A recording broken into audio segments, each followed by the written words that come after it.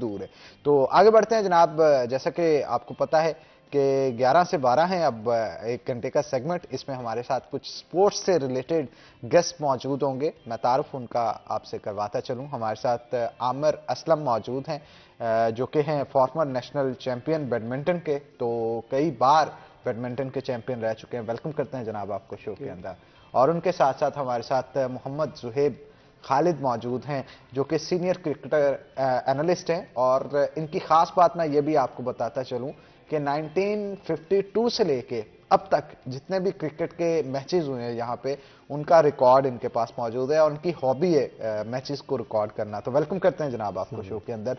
तो पहले जो है वो आमिर असलम की तरफ चलते हैं और उनसे गुफ्तगू का आगाज करते हैं। आमिर साहब, क्या कहेंगे आप, इतनी दफा नेशनल चैंपियन रहे आप बैडमिंटन के अंदर, और जैसा कि आपको पता होता है कि बैडमिंटन में बंदे को फिटनेस बहुत ज्यादा चाहिए होती है, इंपॉर्टेंट होती है, तो ये लग भी रहे हैं माशाल्लाह फिट, और यही वजह है शायद 6 दफा चैंपियन रहे। क्या कहेंगे?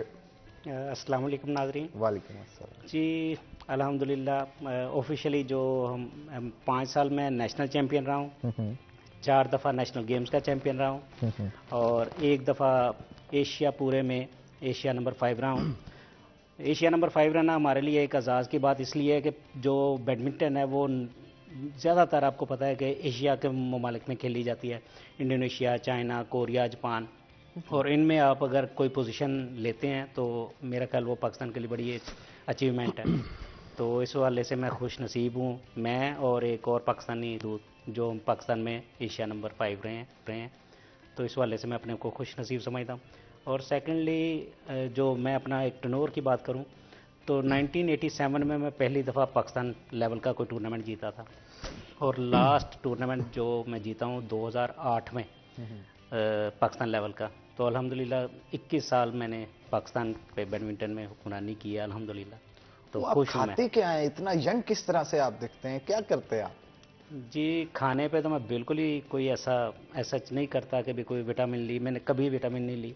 हाँ, सिर्फ मेरी एक रूटीन है, सुबह मैं जिम या एक्सरसाइज ज़रूर करता हूँ, ये मेरा एक पैशन है, और शाम को मैं अपनी गेम ज़रूर करता हूँ।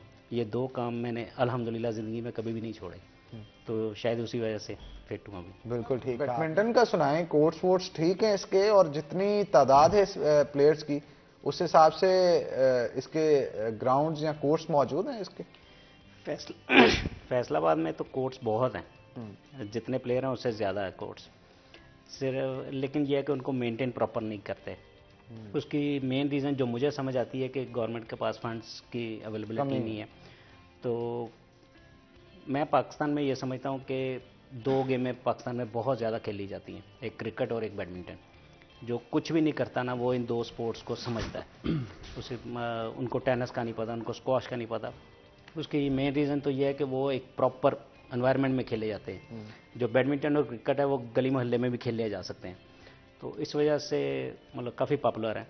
और बाकी रह गई फैसिलिटीज़ की, फैसिलिटी जो मेरे ख्याल में वो प्रोवाइड करना गवर्नमेंट से ज़्यादा जो वहाँ की एसोसिएशंस हैं, जो फेडरेशंस हैं जो बनी हुई, उनका काम है कि वो ऐसे एनवायरनमेंट, जैसे ये जुहेब ने भी बात की थी कि स्पोर्ट्स बोर्ड, जो क्रिकेट का स्पोर्ट्स बोर्ड बना हुआ है, वो स्टेडियम में काम करे या जो भी है। तो इसी तरह जो हमारी फेडरेशंस हैं, जो हमारी एसोसिएशंस हैं फैसलाबाद की या पाकिस्तान की या पंजाब की, वो इस पे ऐसे काम करे कि लोगों का देखने का रुझान बने।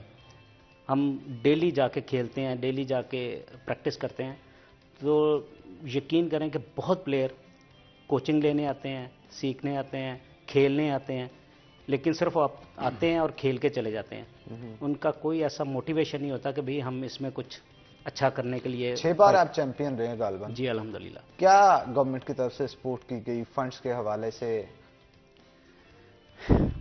जैसे कि सारे स्पोर्ट्स सिवाय क्रिकेट के अच्छा, इस पे डिटेल से गुफ्तगू करते हैं, लेकिन जी एक प्लीज़। छोटी सी ब्रेक ले जी लेते हैं प्लीज़। मेरा ख्याल यहाँ पे। तो नाज़रीन, यहाँ पे एक ब्रेक लेंगे, ब्रेक के बाद दोबारा हाजिर होते हैं। कहीं नहीं जाना आपने जनाब, हमारे साथ है।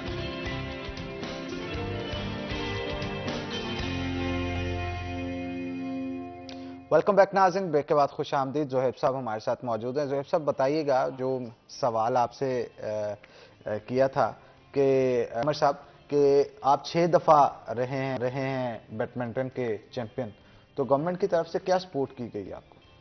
जी, गवर्नमेंट की तरफ से सपोर्ट के लिए मैं तो खैर कभी भी इस चीज़ के हक में नहीं है, तो गवर्नमेंट का ये काम नहीं है। बेसिकली जो ओहदेदार हमारे हैं फेडरेशन में, एसोसिएशंस में या जहाँ पे भी हैं, बेसिकली ये उनका काम है कि वो अपने प्लेयर्स को या फैसिलिटीज़ भी दें और उनको हाईलाइट भी करें।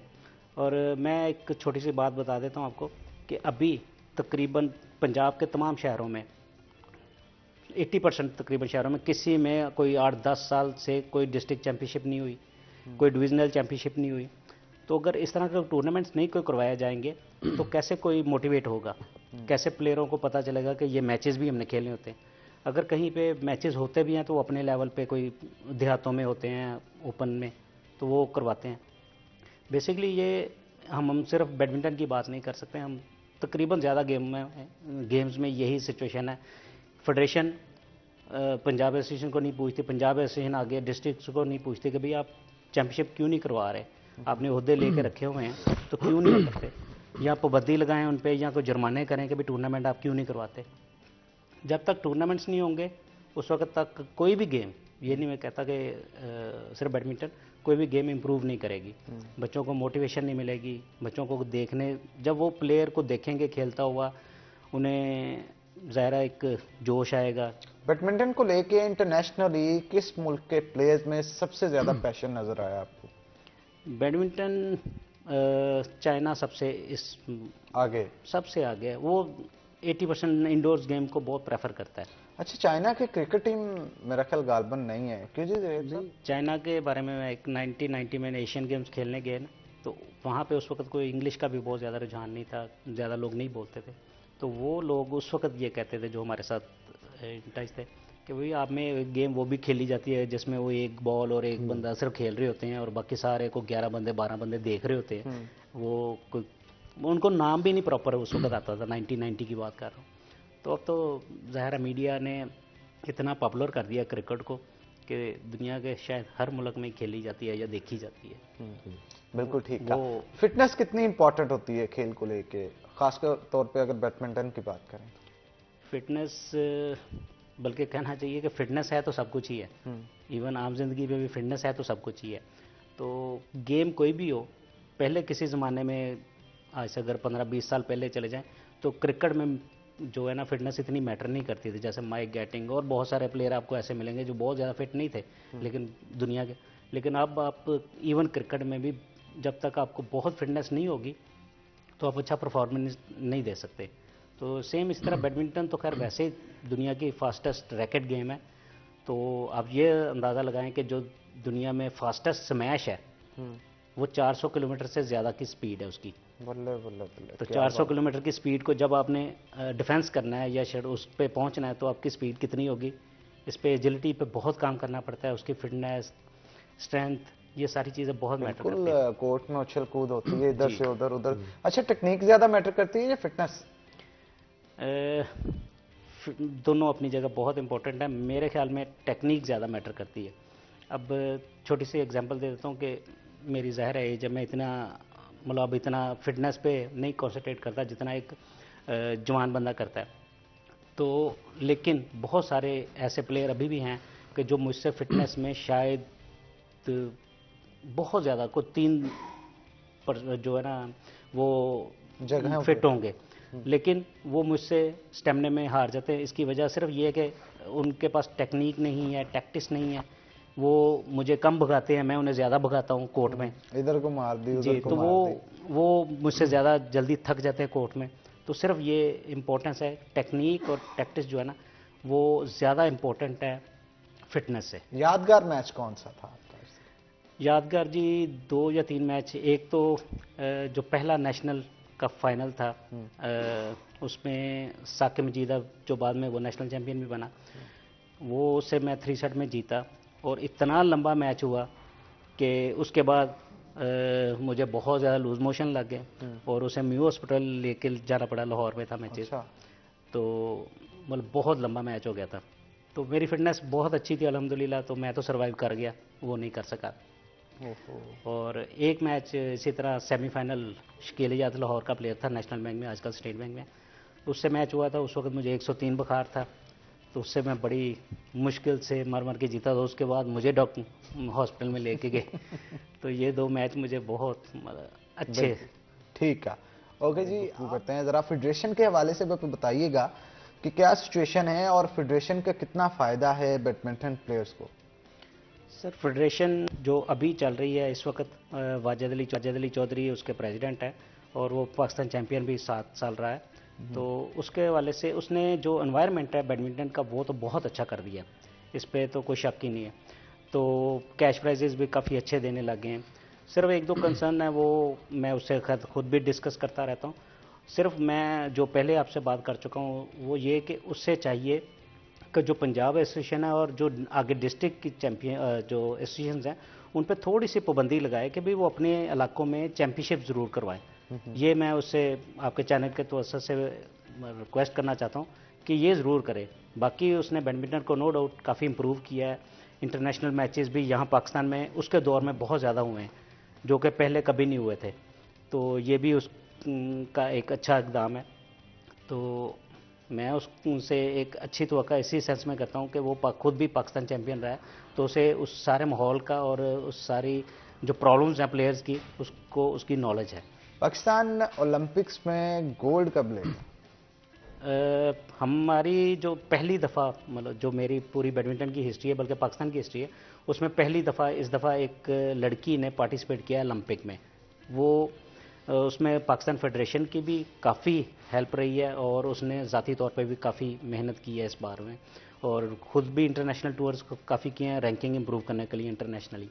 तो पाकिस्तान बैडमिंटन फेडरेशन ने भी उसमें काफ़ी हेल्प की है। तो अब डिपेंड करता है कि फेडरेशन उसमें, जब तक आप इंटरनेशनल कोचेज़ या उस लेवल के कोचेज़ नहीं आप अरेंज करेंगे, हम जितना मर्जी यहाँ पे मेहनत करते जाएं, हम उस लेवल पे नहीं जा सकते। ये आपको एज ए मतलब स्पोर्ट्स किसी भी आप देखेंगे कि बगैर हम उस लेवल पे क्यों नहीं जा सकते, वजह क्या है? आपके पास वो कोचेज़, वो टेक्निक, वो टैक्टिक्स अवेलेबल नहीं है। वो टेक्निक्स कहाँ से लेंगे हम?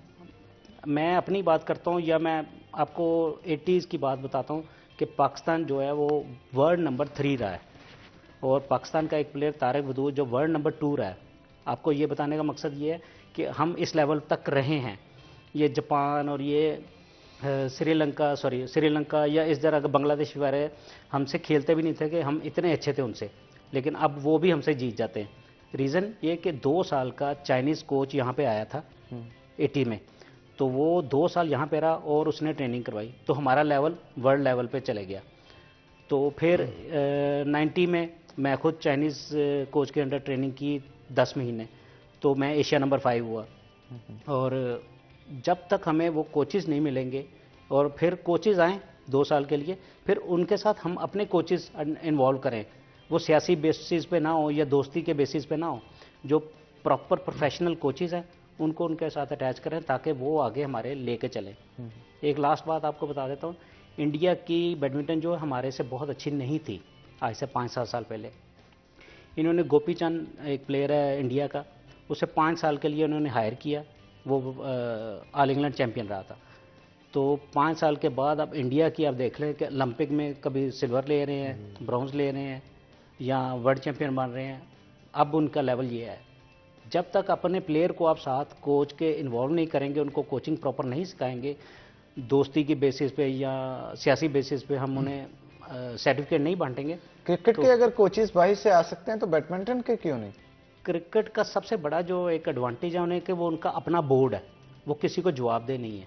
हम फेडरेशन है, हम पाकिस्तान स्पोर्ट्स बोर्ड या ओलंपिक के अंडर काम करते हैं, तो हम हर बात में थोड़े से पैसे भी लेने हैं तो हम उनको जवाब दें।